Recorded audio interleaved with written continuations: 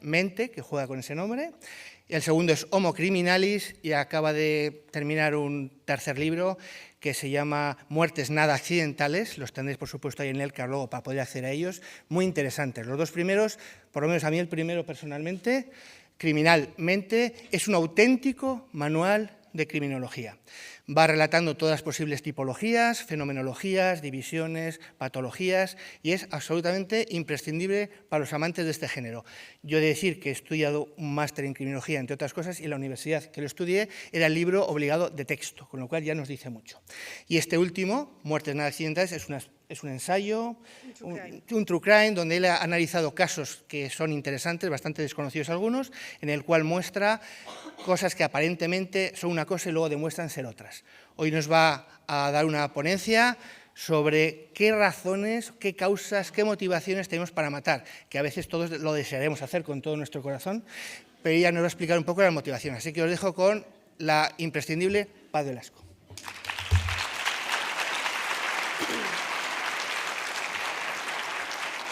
¿Te han puesto? No. Te van a poner ahora. Vale. Pincha, a ver.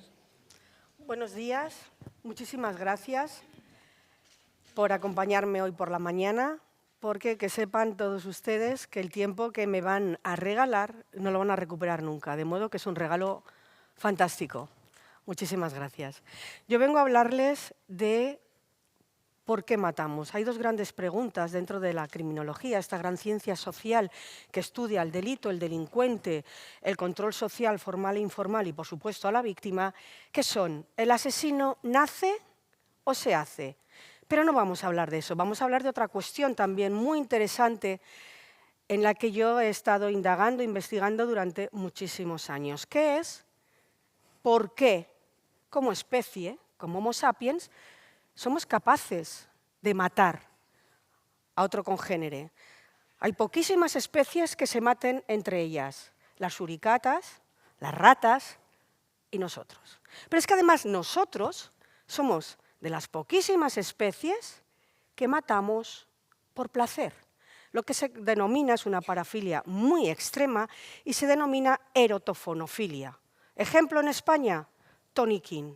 La erotofonofilia es el placer sexual que se obtiene mientras se está asesinando a alguien. Eso es el ser humano. Somos capaces de lo mejor y, lamentablemente, somos capaces también de lo peor. Cuando hablamos de criminalidad, tenemos que tener en cuenta que como seres biopsicosociales que somos, el crimen es multifactorial. No hay una sola causa que podamos decir que tiene más peso que otra, porque es una interacción constante entre tres factores. Es decir, a la hora de responder a la pregunta ¿por qué se delinque? O la pregunta de hoy, ¿por qué matamos?, tenemos que tener en cuenta tres tipos de factores. Los factores genéticos y biológicos, es decir, los factores endógenos, los factores con los que nacemos, como por ejemplo el gen MAOA, un gen que se activa en la infancia cuando se vive una serie de circunstancias. ¿Se me está cayendo el micrófono? Sí, perdonad. Una serie de circunstancias excesivamente traumáticas. Ahora ya hablamos de neurocriminología, hablamos de psicobiología de la violencia, y este gen ha demostrado Adrian Raine y James Fallon que activa o predispone a un sujeto a convertirse en alguien agresivo, con muchas posibilidades de cometer un crimen. Los factores ambientales, por supuesto, ¿dónde nos criamos? ¿Qué pautas de crianza tenemos? ¿En qué familia crecemos? ¿Es una familia funcional, una familia disfuncional? ¿Hemos sido o han sido víctimas de abuso sexual, emocional, psicológico o físico? Y, por supuesto, los factores sociales, el entorno, con quién nos relacionamos. Hay una serie en criminología, hay una serie de factores criminógenos, que significan una serie de características o elementos que te predisponen, no te determinan. El determinismo de César el Hombroso del siglo XIX está totalmente olvidado. El determinismo lo que decía era que determinados sujetos nacían con unas características biológicas y físicas que sí o sí hacían que esa persona se convirtiera en un criminal. El concepto de asesino nato. Bien, pues los factores criminógenos son una serie de características que, cuando hay interacción entre ellas, pueden hacer que un sujeto se termine convirtiendo en un depredador social. De hecho, el psicópata criminal es el peor depredador de nuestra especie. Aquí tenéis algunos de estos factores criminógenos. ¿Qué es la motivación? La motivación y el móvil son dos cosas diferentes. La motivación, como veis, es la causa última que lleva a una persona, una mujer, un hombre o incluso un adolescente, Clara e Iria, las asesinas de San Fernando, a cometer un crimen para satisfacer sus deseos, para recrear sus fantasías, sobre todo en el caso de los multicidas seriales, o bien para canalizar unos sentimientos en un espacio determinado. Aquí me voy a centrar en los sentimientos y en las emociones, porque lo que vamos a ver hoy son emociones y sentimientos que todos los que estamos aquí hoy hemos sentido en algún momento. Entonces, ¿qué nos diferencia a nosotros, que somos capaces de odiar, que somos capaces de pensar en la venganza, que somos capaces de hacer cualquier cosa por amor, de los personajes que vamos a ver hoy, que es la investigación que he publicado en mi último libro? ¿Qué nos diferencia o qué les diferencia a ustedes y a mí de estos asesinos? Es lo que vamos a hablar. Y vamos a tener una charla interactiva. Yo voy a ir poniendo una serie de imágenes y ustedes me tendrán que decir a qué sentimiento o a qué emoción les recuerda, con una simple imagen. A partir de ahí, yo haré un pequeño desarrollo de esa motivación vinculada al asesino que aparece en el libro. El último libro, lo que he escrito, es un libro que es como un puzzle para el lector. Son 10 capítulos que no sabrán ni podrán ver la imagen final del asesino hasta que no vayan completando todas las piezas. Todos sabemos lo que es la empatía, ¿de acuerdo? De hecho, el gran Edouard Punset dijo que la falta de empatía es lo que alimenta nuestra crueldad. Pues resulta que hay 4 tipos de empatía. Tenemos la empatía que todos conocemos, esta empatía que consiste en ponerse, la empatía afectiva, ponerse en el lugar del otro. Tenemos la empatía compasiva. No solo me pongo en lugar del otro, sino que hago todo lo que sea para ayudarle, me lo llevo a mi casa, le doy de comer, le presto dinero. Tenemos la empatía cognitiva, o la empatía utilitaria, como dice el doctor Marietán, que consiste en entender las emociones de los demás, pero que no se tiene la capacidad para sentir lo mismo. Y la peor, la empatía oscura. ¿Qué es la empatía oscura? La empatía oscura forma parte del tríope, la tríada oscura de la personalidad, con 3 rasgos: maquiavelismo, narcisismo y psicopatía. De modo que lo que vamos a ver ahora son sujetos, la mayoría de ellos con empatía cognitiva o con empatía oscura. Ya me he cargado el PowerPoint. Mucho estaba tardando. ¡Ay, Dios mío! ¡Help! Es que siempre me pasa igual. Ahora, ya está, disculpad, ¿eh? Bien, ¿qué os sugiere esta imagen, por favor? Bien, ¿quién ha dicho Soledad? Vale, perfecto. Sí, es que se me está quitando, no sé. Es que, como veis, soy peripatética.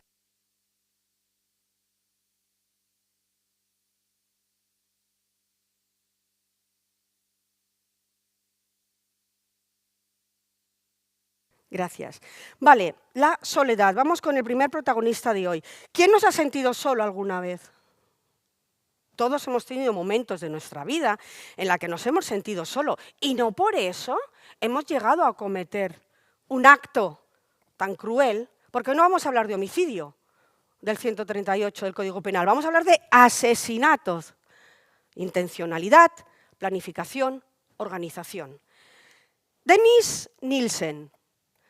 Antes de continuar, quiero comentaros dos cosas. Para entender la criminalidad excesivamente violenta, como la que vamos a ver hoy, es importantísimo comprender el contexto en el que ese asesino se ha movido. Porque muchas veces el contexto sociopolítico, económico o social, digamos que ayuda a que ese sujeto se pueda esconder entre la multitud. Dennis Nielsen mató porque se sentía solo. Dennis Nielsen, cuando era muy pequeño, vivió una situación en la que vinculó la muerte y el amor. Dennis Nielsen no era un sujeto que practicara la necrofilia, en absoluto, pero sí que vinculó el amor con la muerte. La única forma que tuvo de sentir amor era matando a sus víctimas y viviendo con ellas. Llegaba de trabajo, las sentaba en un sofá, las vestía, las bañaba, las alimentaba, les contaba qué día había tenido, porque fue incapaz de poder tener una relación de verdad. No voy a destripar, por si alguien quiere comprar el libro, todos los datos, pero aquí influyen, hay una serie de factores en la infancia de Dennis Nielsen que influyen mucho. ¿Cuál era la victimología de este sujeto? Era un cazador. Atendiendo a las teorías de Kim Rosmo de selección de la víctima, era un cazador. Iba a pubs de homosexuales, es, digamos, el homólogo de Jeffrey Dahmer en Norteamérica, esto ocurrió en Londres, e invitaba a estas personas a su casa a tomar algo. De allí ya no salían. Aquí tenéis algunas de las escenas del crimen. Es un caso muy paradigmático porque primero encuentran al asesino y después tienen que buscar a las víctimas, cuando lo normal es encontrar una víctima, se inicia una investigación y se detiene al culpable. Este es el diario que escribió en la cárcel. Más de 50 cuadernos. Recordaba exactamente a cada víctima lo que llevaba puesto, cómo se llamaba, qué había tomado, de qué habían hablado, de modo que para el ámbito criminológico es una fuente extraordinaria para conocer la mente de este asesino. ¿Qué representa esto? Estamos ante un peón, pero él se cree un rey. Vanidad, egolatría, narcisismo, correcto. Estos dos jóvenes revolucionaron el ámbito criminal en 1934. Chicago, multimillonarios, los dos con una capacidad intelectual y cognitiva que superaba la de Einstein. Uno de ellos había sido educado en la certeza de las teorías de Nietzsche de el superhombre. Su padre le había dicho que como superhombre que era, tenía derecho y acceso a todo, que jamás permitiera un no por respuesta. Loeb estaba obsesionado con cometer el crimen perfecto. Desde muy joven había leído novelas, seguía muchísimo, por supuesto, a Arthur Conan Doyle. Separados no hubiera ocurrido jamás nada. El problema fue cuando se juntaron, un folie deux, como las hermanas Papin también, por ejemplo. ¿Qué ocurre? Que deciden cometer el crimen perfecto. Característica fundamental, pautas de crianza delegadas. Ambos fueron criados y cuidados por múltiples niñeras. Una de ellas incluso abusó sexualmente de Loeb. ¿Por qué les detuvieron? Por unas gafas, pero no os lo voy a contar porque si no, no me compráis el libro. Pero estas gafas fueron la clave. Se encontró en la escena de abandono del cadáver junto a la víctima, un niño de tan solo 13 años. Querían cometer el crimen perfecto, quería que saliera en la prensa y querían pasar a la historia como los únicos criminales impunes, como Zodiac, por ejemplo, que no habían sido capaces de detenerlos. Les detuvieron a los 3 días. Eran niños, eran adolescentes. Uno de ellos acabó la carrera de Derecho con 16 años. ¿Qué os sugiere? Anonimato, correcto. Anonimato vinculada, en este caso, a la venganza. ¿Sabéis quién es este sujeto? Habéis oído hablar de él infinidad de veces. Es Eliot Ness, agente del Tesoro y criminólogo que estudió en la Escuela de Chicago en los años 20, cuando se crea la Escuela de Chicago en criminología. Pues Eliot Ness es un investigador que fue vencido por un asesino en serie, el asesino del torso. Después del éxito de conseguir encerrar a Al Capone, le llaman de Cleveland para que se ocupe de la corrupción del cuerpo de policía y del cuerpo de bomberos. Allá que va. Cuando llega Eliot Ness a Cleveland, comienzan a aparecer partes de cuerpos de diferentes personas. Y Eliot Ness no tenía ni idea. De hecho, no existía ni el concepto de asesino en serie. Estamos hablando de 1938, ¿de acuerdo? En Cleveland. Comete 3 errores impresionantes en la investigación, hasta el punto de que el asesino, yo tengo una teoría que es la que explico en el libro y que me decanto por esta persona, que fue el culpable de estos asesinatos, le lleva a la locura. Cuando este sujeto está en un centro psiquiátrico al que puede entrar y salir cuando quiera, porque es doctor, sabe perfectamente cómo mutilar o desmembrar, ahora que está tan de moda el desmembramiento de cuerpo, sabía perfectamente cómo hacerlo. Estas son algunas de las postales que el doctor Sweeney, que es el que yo creo que fue el asesino, bueno, no solo yo, evidentemente muchísimos más investigadores, enviaba a Eliot Ness para reírse de él. De hecho, lo que hace que Eliot Ness cometa los 3 errores que acaban con su carrera es que el asesino deja uno de los cadáveres enfrente de la oficina de investigación, enfrente de la oficina de policía, de modo que Eliot Ness, cuando se asomó a la ventana, vio el cadáver. A partir de ahí, comete 3 errores que hacen que Eliot Ness no haya sido vuelto a recordar. Se le recuerda por el tema del crimen organizado contra Al Capone, pero realmente nadie sabe cómo acabó Eliot Ness. ¿Qué os sugiere? Parafilias, gratificación sexual, sexo, dominación, humillación, esclavitud. Estamos hablando de gratificación sexual a través de parafilias patológicas. Harvey Murray Gladman, un sujeto feuco, esta es su mejor foto. En el colegio, bueno, en el instituto le llamaban Dumbo, tenía la cara llena de granos, un sujeto que en la adolescencia no conseguía tener ninguna cita con ninguna chica. Sobreprotegido, pauta de crianza, sobreprotección. Hay 4 pautas de crianza en las que no voy a entrar, y 2 de ellas, la delegada, la permisiva, bueno, son 3, y la sobreprotectora, pueden convertir a un sujeto en un delincuente por muchas circunstancias. Bien, pues Harvey Murray Gladman, su mayor fantasía, estuvo fantaseando durante 15 años hasta que cometió su primer crimen, era tener relaciones sexuales con mujeres a las que no podía tener acceso. ¿Qué hace para poder tener acceso a estas mujeres? Se inventa una profesión: fotógrafo de modelos.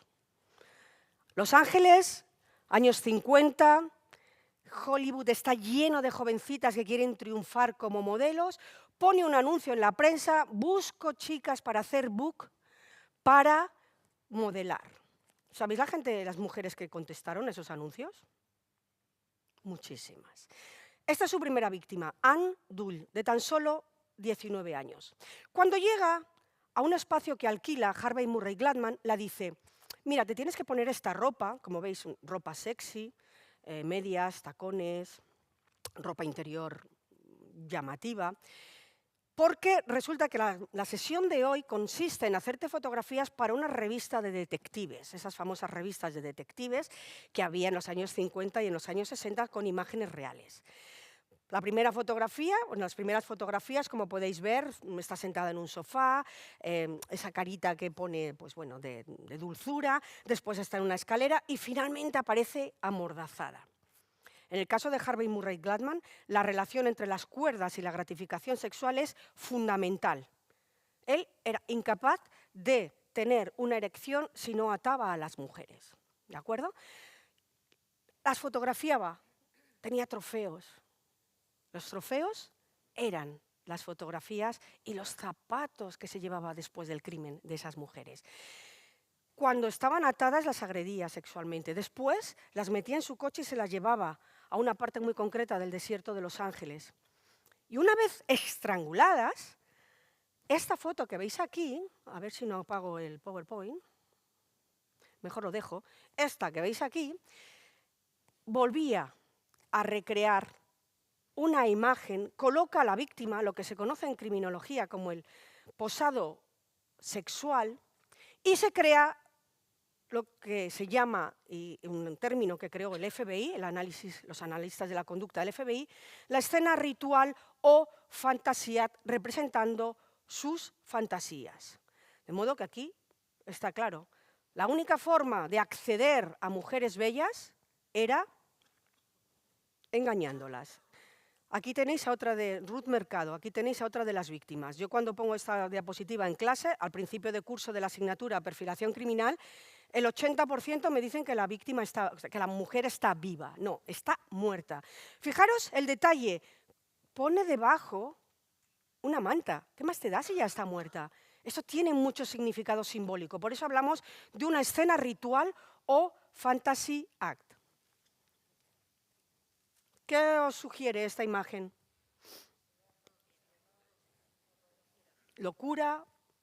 Exacto. Que quede claro que los cuerdos matan más, mucho más. Hay una falsa creencia de que las personas que tienen alguna patología mental son peligrosas.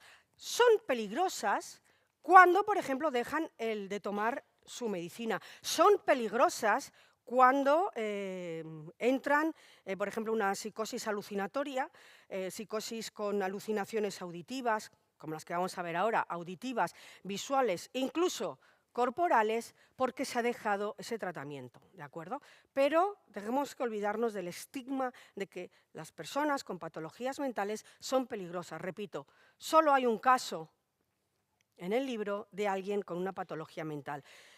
Este es Richard Trenton Chase, conocido como el vampiro de Sacramento. En la foto de la izquierda en el instituto, un chaval majete. Bueno, yo hubiera ido a tomar algo con él. O sabiendo lo que es ahora, no, pero si me enseñan la foto, sí. Y luego tenéis al asesino múltiple, Richard Trenton Chase. Richard Trenton Chase era un psicótico que tenía alucinaciones, como he dicho, auditivas, visuales y corpóreas. Creía que su sangre se estaba convirtiendo en polvo y que la única forma que tenía de sobrevivir era bebiendo sangre de otros seres vivos. Empieza bebiendo sangre de conejos, se intoxica, tiene que ir al hospital. Le diagnostican una psicosis y dice su padre, me lo llevo a casa, ¿qué medicamentos tienes que tomar? Estos. Pero después, como es una carga, vivir con un psicótico es muy complicado porque son personas excesivamente desordenadas, son personas, si no se medican, repito, personas que no se asean. Le alquilaron un apartamento y se fue a vivir solo y dejó de tomar su medicamento. Se cansa de los conejos, roba y secuestra todas las mascotas de su barrio y lamentablemente empieza con las personas. Entonces, lo que hacía era beber la sangre de las personas porque, según él, esas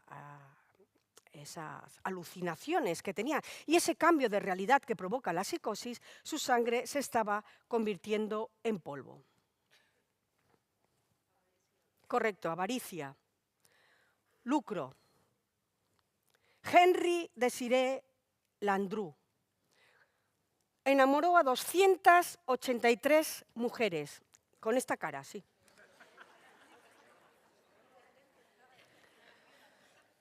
Henry Desiré Landru es el ejemplo claro de cómo se puede utilizar un telón de fondo para convertirse en asesino. Primera Guerra Mundial, París. Los hombres casados van al ejército y los hombres jóvenes también, París ya había sido ocupada por los nazis. Perdón, me equivoco con otro personaje. París ya había sido ocupada por el enemigo. Lo que hace Henry Desiré Landru es poner anuncios en la prensa. Es un estafador del amor, pero de 1914. 15, 16, 17. Ahora los estafadores del amor te invitan a tomar una copa por una aplicación de citas.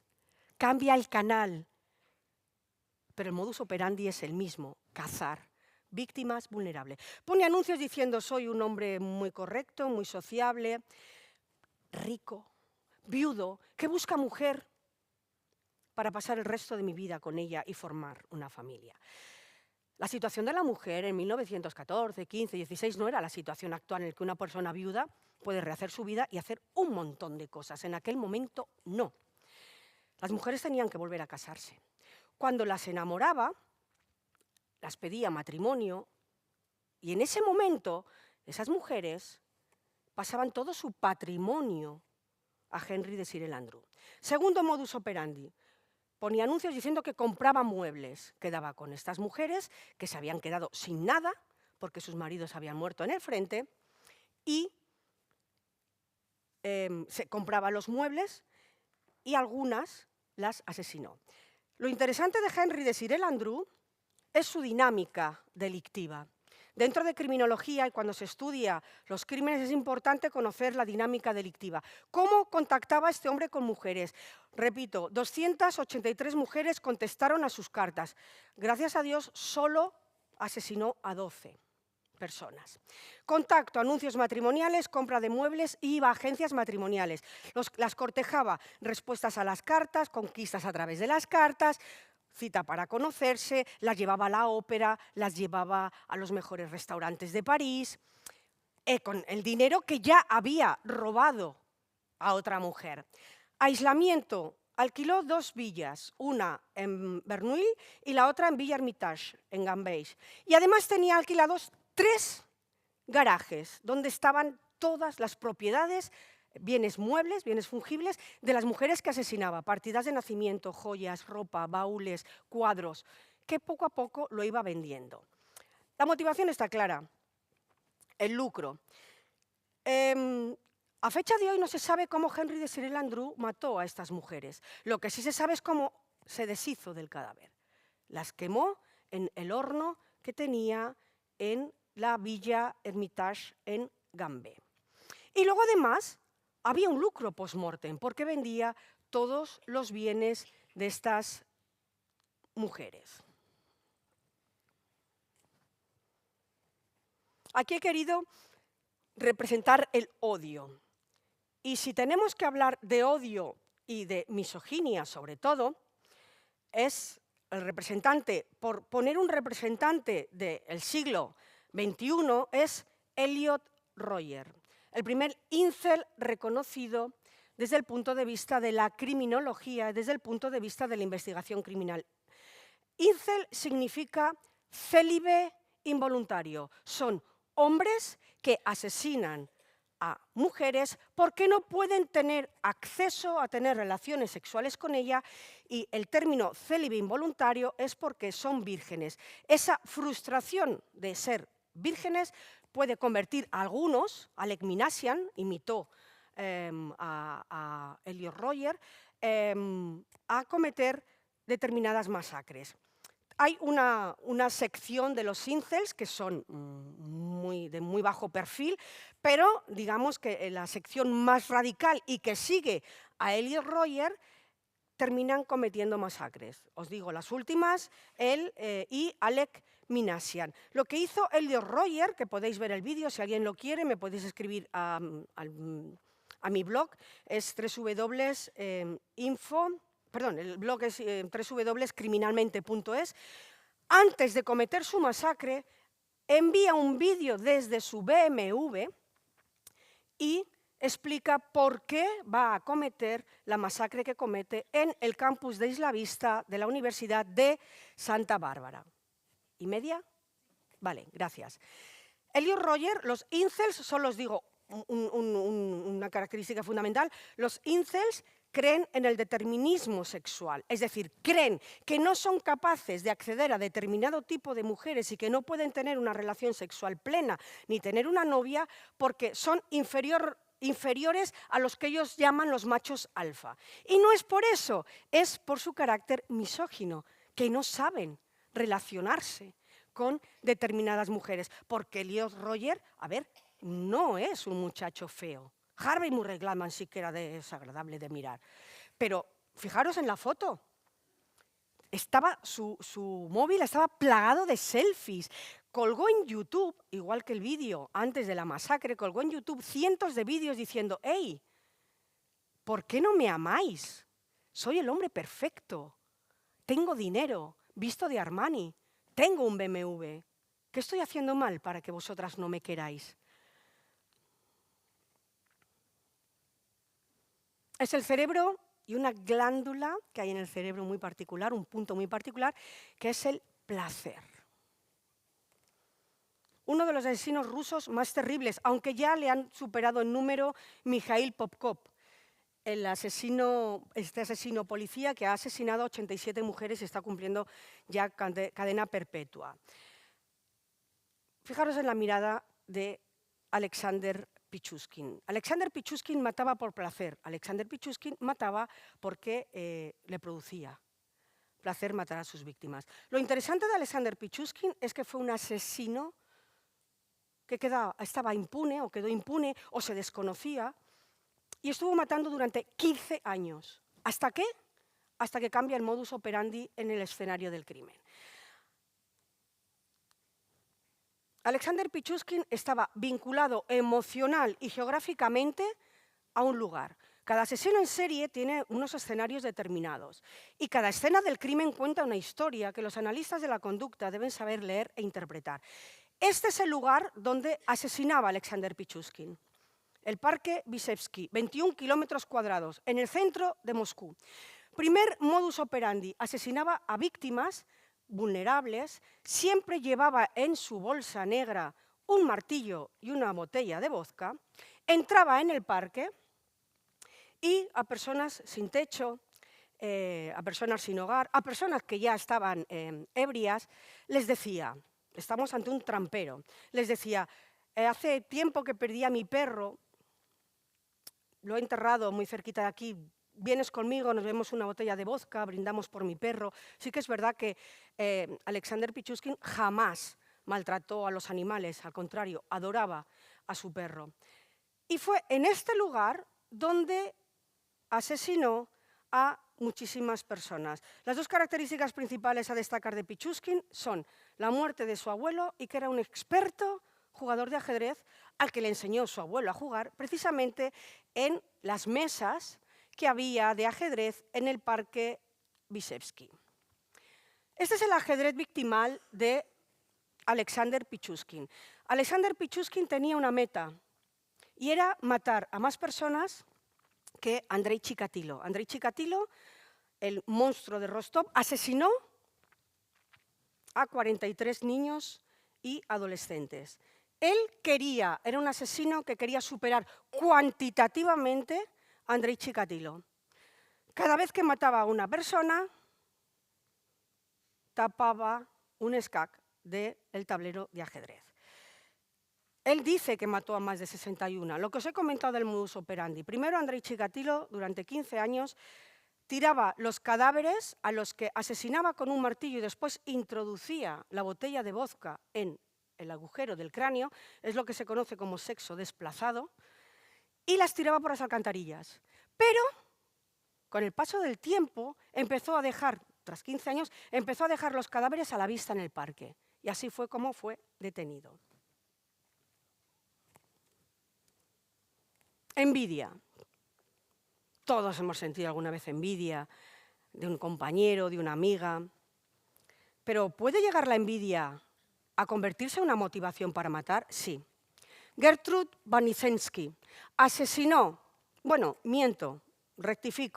indujo al asesinato a sus 2 hijos y sus hijos, a su vez, a diferentes niños y niñas de su vecindario, a asesinar a Sylvia Likens. Podéis ver la película An American Crime, que cuenta la historia, o leer el libro La chica de al lado de Jack Ketchum. Estos son dos de los hijos de Gertrude Baniszewski. Gertrude Baniszewski odiaba a Sylvia Likens porque representaba todo lo que ella no había tenido y todo lo que ya no podría ser. Su inocencia, su belleza, su virginidad. Es una historia que me ha costado mucho escribir por una sencilla razón, porque yo tenía que demostrar cómo la envidia puede convertir a una persona en malvada para, sin tocar en ningún momento a Sylvia Likens, otros lo hicieran por ella. ¿Se puede inducir a una persona a matar? Por supuesto que sí. Y esta es nuestra última protagonista. El amor, el desengaño, el amor. ¿Se puede matar por amor? Os lo voy a demostrar. Denise Lavey y Jacques Algarrón se conocen el 1 de mayo, años 50, París. Ella es una mujer preciosa, tenía los ojos azules, pelo moreno, y se queda embarazada siendo soltera y conoce a este joven, Jacques Algarrón. Empatía oscura, narcisismo, maquiavelismo, psicopatía. En el libro tenéis un test que yo misma he hecho con todos los rasgos de Jacques Algarrón para que podáis ver que la empatía de Jacques Algarrón era totalmente utilitaria y se enamora de ella. Bailan el día 1 de mayo y al día siguiente la envía una carta diciendo: tengo la firme intención de convertirte en mi amante. Ella era una chica de pueblo, su padre era cartero, que se suicidó cuando la ocupación nazi se tiró por un puente en la Segunda Guerra Mundial. Pero es que el problema de Denise Lavey es que se convirtió en la esclava sexual de Jacques Algarrón. Lo amaba por encima de todo. Se la prestaba a sus amigos, la prostituía y cualquier cosa terrible que os podáis imaginar dentro de una relación sadomasoquista consentida por parte de Denise Lavey. Una tarde, en una cafetería de París, la dice: ¿serías capaz de hacer cualquier cosa para demostrarme tu amor? Y ella dice: por supuesto que sí. Y la dice: quiero que mates a tu hija y me demuestres tu amor. Denise Lavey lo intenta en 3 ocasiones. Hay 3 tentativas de homicidio. En esto, que se queda embarazada, y Jacques Algarrón le dice que, por supuesto, no tiene intención de ser padre. Y va a abortar. Y el aborto es una chapuza. Estaba prohibido en ese momento abortar. Y va al hospital. Y le llama: mira, me ha pasado esto, por favor, necesito verte. Y él va al hospital, no a interesarse por cómo está, sino que la dice: si en 3 días no matas a tu hija, esto se acabó, no volverás a verme. Y cuando Denise Lavey sale del hospital, va a casa de su hermana y ahoga a su hija de 2 años y medio en un barreño para lavar la ropa. Cuando Denise Lavey manda un telegrama a Jacques Algarrón y le dice: he matado a mi hija por tu amor, él no la contesta.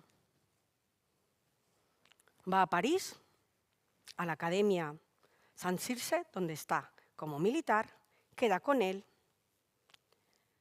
y cuando le ve acercarse se da cuenta que ha cometido el mayor error de su vida. Porque cuando se acerca a ella dice: eres una imbécil que te tomas al pie de la letra todo lo que te digo.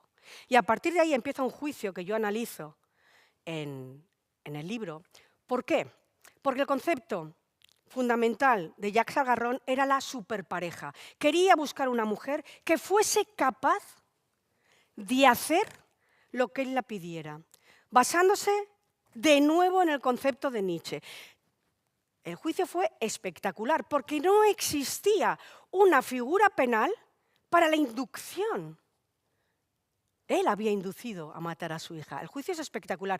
Y los académicos e intelectuales de aquel momento llegaron a decir si no habría que culpabilizar a determinados filósofos y a determinados términos que podían, vuelvo a repetir la palabra, inducir a determinadas personas a creer hasta tal punto sus teorías que se pudieran convertir en asesinos. Para acabar, por supuesto, esta magnífica frase de Aldous Huxley. Todo lo que eres depende de 3 factores. Primero, de tu herencia, factores endógenos, con lo que nacemos, de tu ambiente, dónde crecemos, cómo somos educados y, por supuesto, de lo que, en libre elección, con tu libre albedrío, hagas con la herencia y con tu ambiente. Gracias.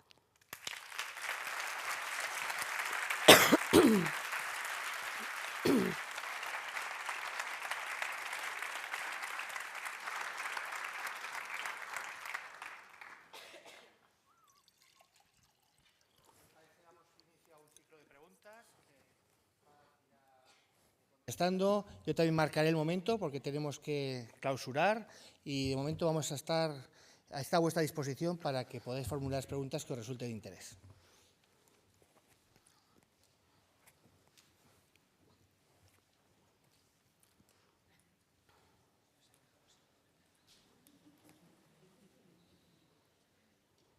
Pues vamos a una pregunta fácil.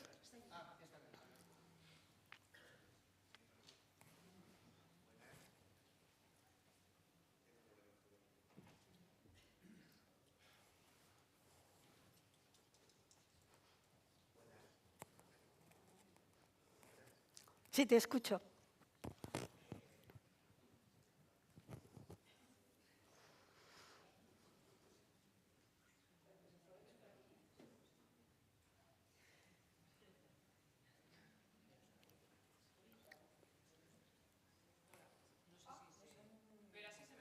Sí, sí. No te veo, pero te oigo. Antes nos has hablado de la empatía, de las 4 empatías, y era por si podías andar un poco en la oscura, en la tríada. Sí. La tríada oscura de la personalidad, no hace mucho tiempo que ha salido esta teoría, y de lo que se trata es de dar unos rasgos de personalidad que convierten a la persona en egoísta, en actuar en su propio beneficio y vulnerar los derechos de los demás. ¿Por qué se llama la tríada oscura? Bien, hay una investigación del año 2015 en el que unos investigadores de diferentes universidades se aunan, en total 36 investigadores, y sacan un concepto, el factor D. El factor D significa una serie de características que llevan a definir la maldad humana. Y cuando hablo de características, hablo de rasgos de personalidad.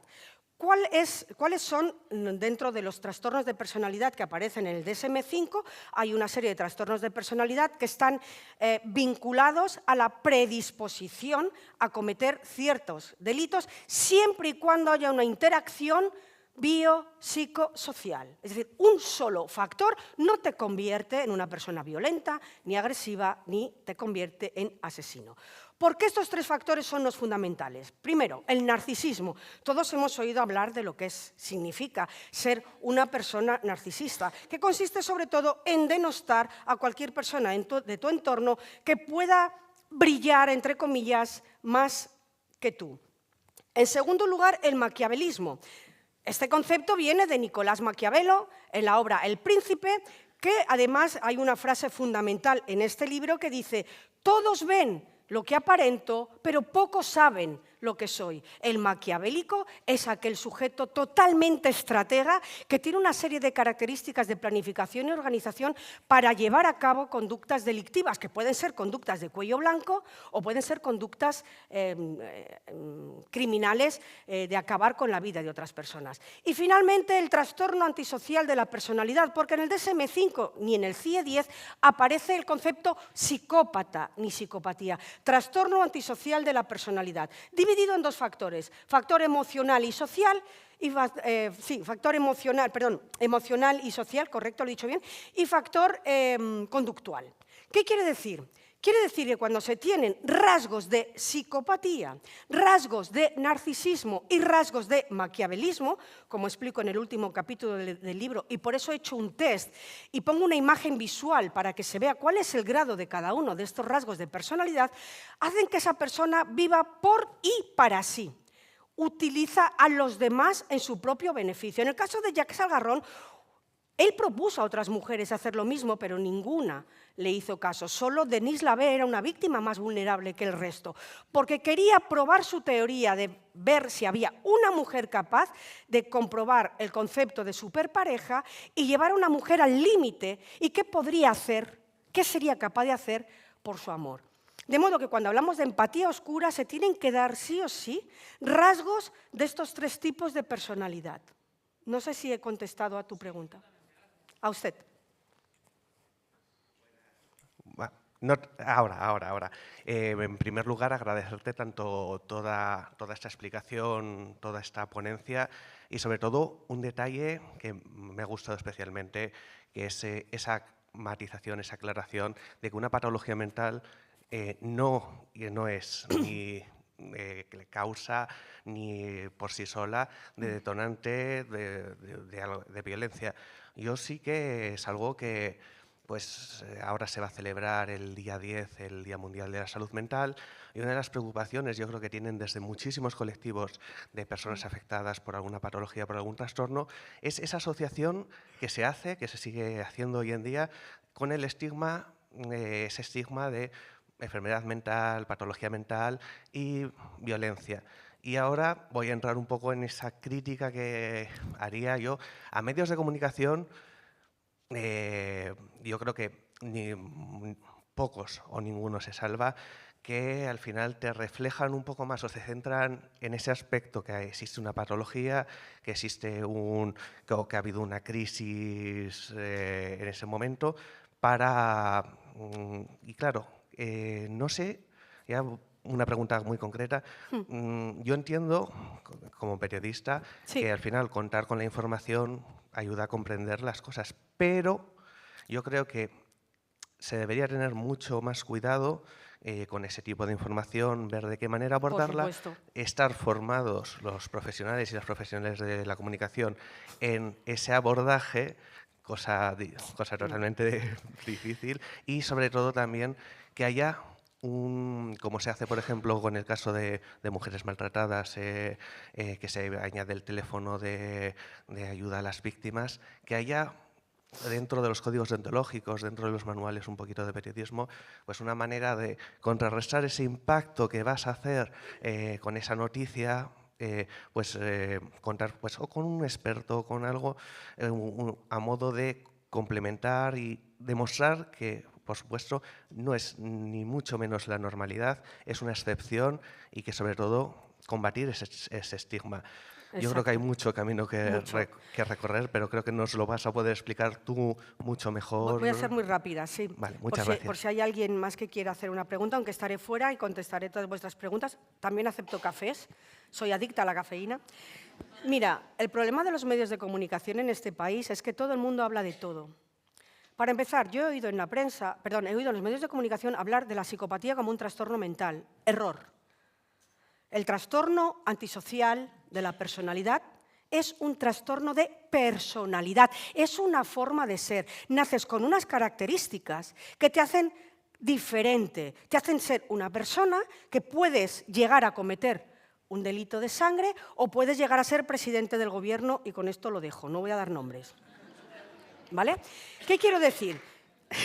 ¿Qué quiero decir? Que si ya desde el primer momento la persona que va a hablar de psicopatía, porque quiero que os quede claro una cosa a todos. He dicho que en el DSM-5 y en el CIE-10, que son los manuales diagnósticos de trastornos mentales, aparece el trastorno antisocial de la personalidad. En ningún momento se habla de psicópata ni de psicopatía. Para evaluar la psicopatía tenemos otra herramienta, que es la PCLR de Robert Hart. ¿De acuerdo?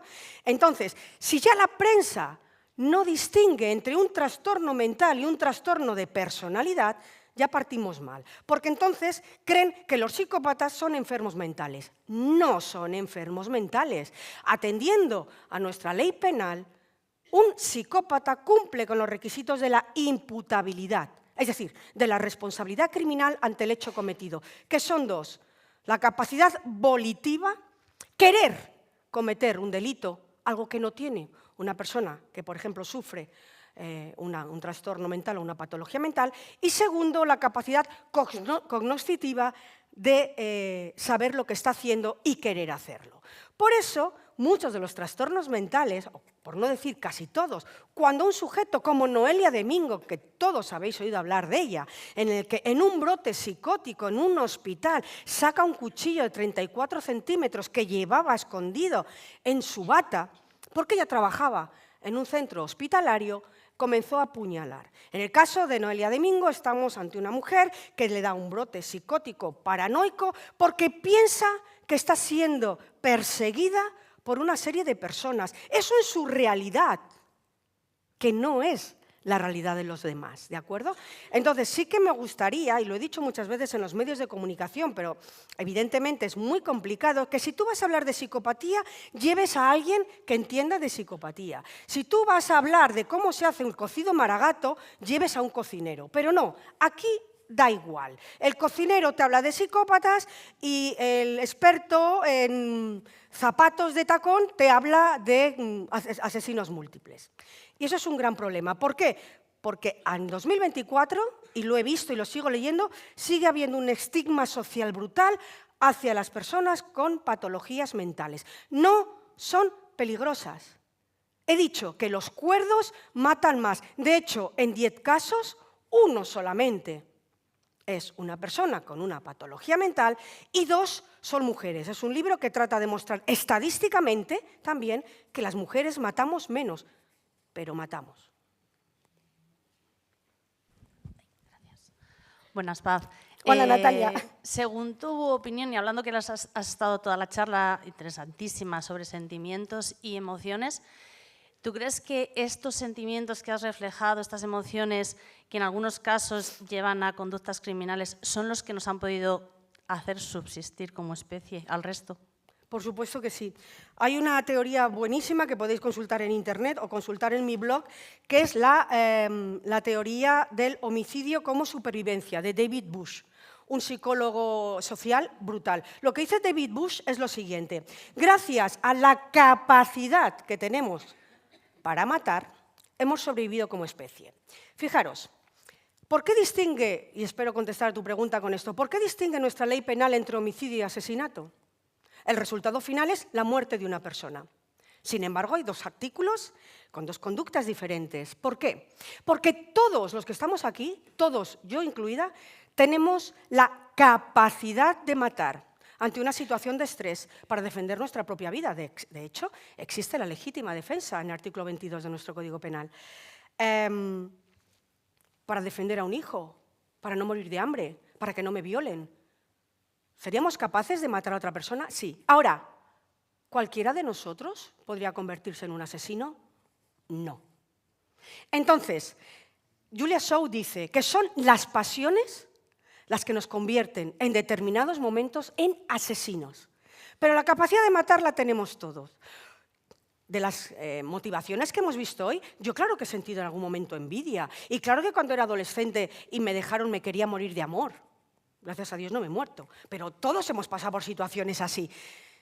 Ahora, hay algo más que hace que estas personas se conviertan en asesinas. Y en eso basa mi investigación, en descubrir qué es lo que ocurre en un momento determinado de su vida para que Alexander Pichushkin o Dennis Nielsen se terminen convirtiendo en un multicida serial y yo, que en muchos momentos me he sentido sola, no. ¿He contestado a tu pregunta?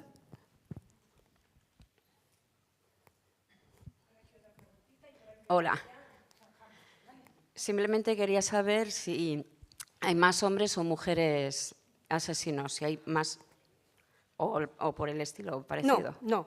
Hay un momento en nuestra historia, porque todo el mundo piensa que el origen del asesino serial es norteamericano. Gran error. Los primeros asesinos en serie de la historia fueron europeos. Gilles de Rais, la mano derecha de Juana de Arco, o Elizabeth Bathory, una condesa húngara. Hay un momento en la historia, en el siglo XIX, en el que sí que hay un número muy parecido de hombres y mujeres asesinas, que es a mediados del siglo XIX. Sin embargo, en la actualidad, la ratio es de cada 10 multicidas. Te pongo las ratios de los dos tipos, multicidas y homicidas simples.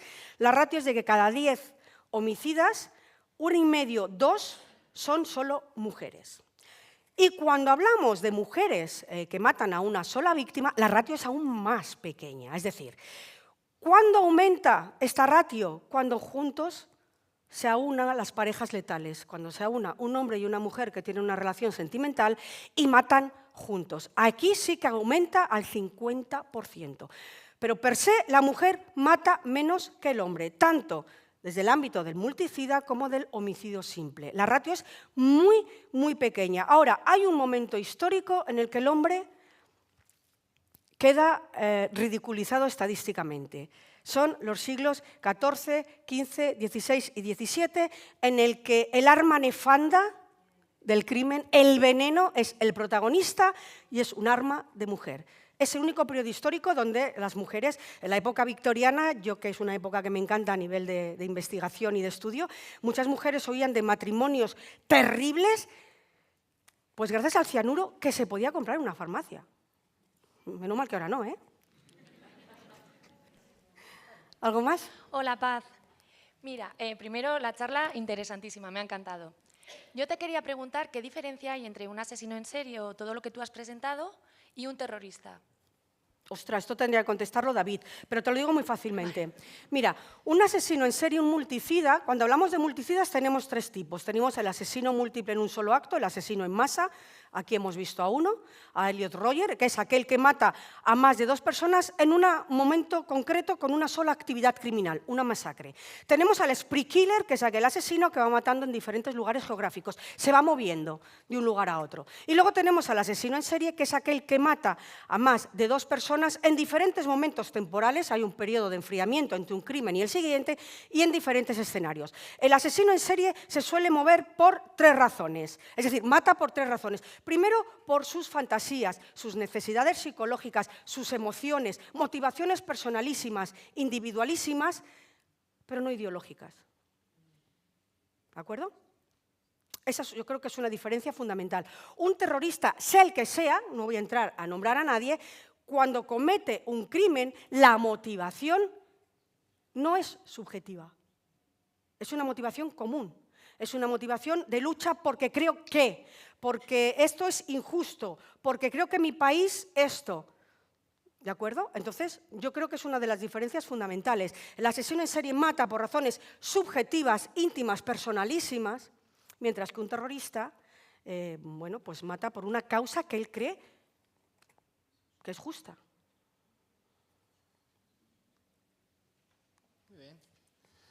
Pues, ¿qué decir de Paz? Yo creo que todos nos quedamos siempre los que somos un poco amateur en este tema de la investigación y nos apasiona el tema, y los que igual no tenemos grandes conocimientos, pero también nos gusta este tema, siempre ante una conferencia de Paz nos quedamos ojipláticos y con la boca abierta porque es una excelente comunicadora, además de una extraordinaria profesional. Lo único, antes de despedirla, os recuerdo que ahora tenemos un tiempo para que podáis acercaros a la librería y adquirir alguno de sus 3 libros, y que luego, sobre la 1:30, tenemos la ceremonia de clausura en la sala grande del final del pasillo, que abriremos y capacitaremos, donde será entrega de premios, un grupo excelente de gospel que nos hará una interpretación y finalizaremos el festival. Entonces, ahora sí, agradecer de corazón a mi querida amiga Paz su participación.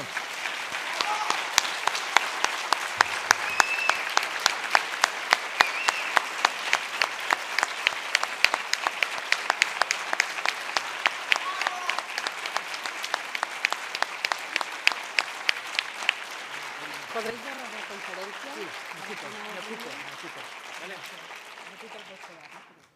Vale. Muy bien, pues ya está, gracias. Podéis ir saliendo por arriba, recordamos, vamos